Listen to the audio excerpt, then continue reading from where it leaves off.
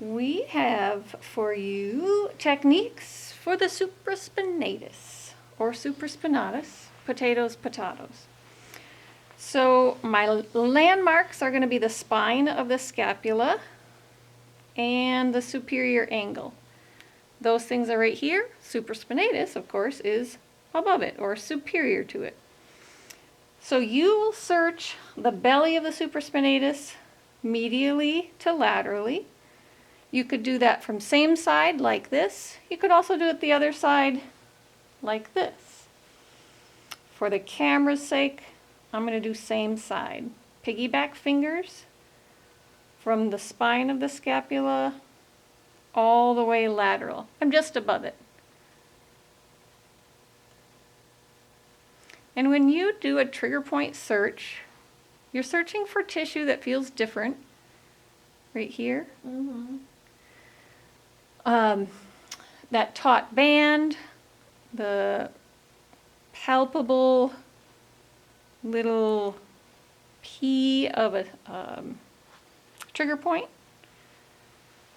and it's exquisitely tender. It could be tender in the same area or referred. If and when you find it, you hold.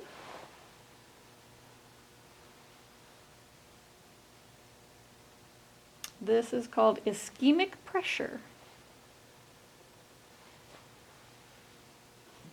Go ahead and take a breath in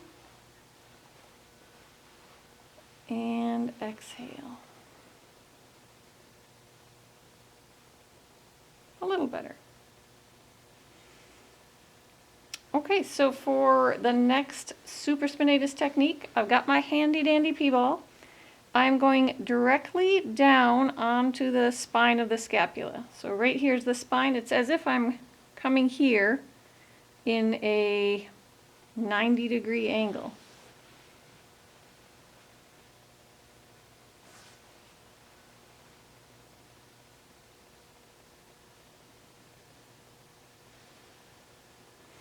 All the way out. And when you get to the end of the spine of the scapula, you'll hit the acromion because it just curves right around. To P-ball that, hang your client's arm off the side of the table and keep going. Is that okay?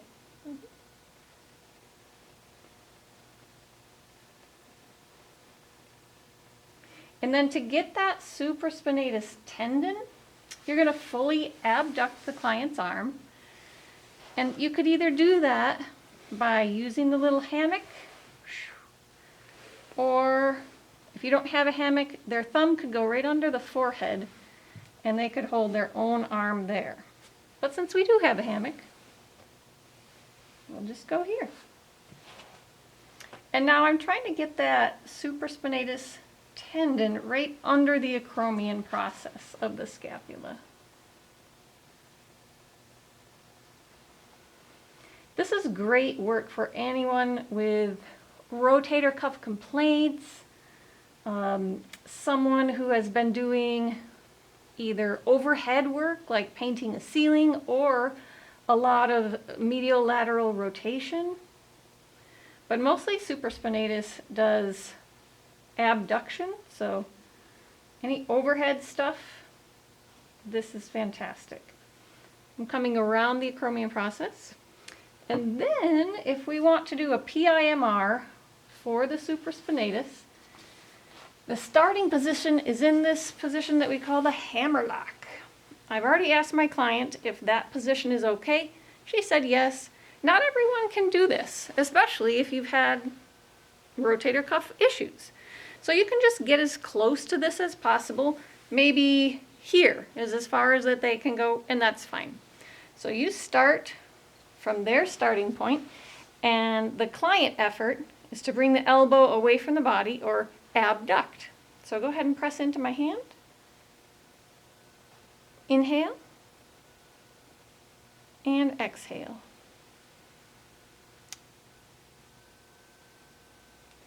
Press here. Inhale and exhale. So essentially, I'm just adducting the arm behind my client. And she could probably go another stretch, but I don't know if her arm is long enough. So that's supraspinatus techniques and PIMR.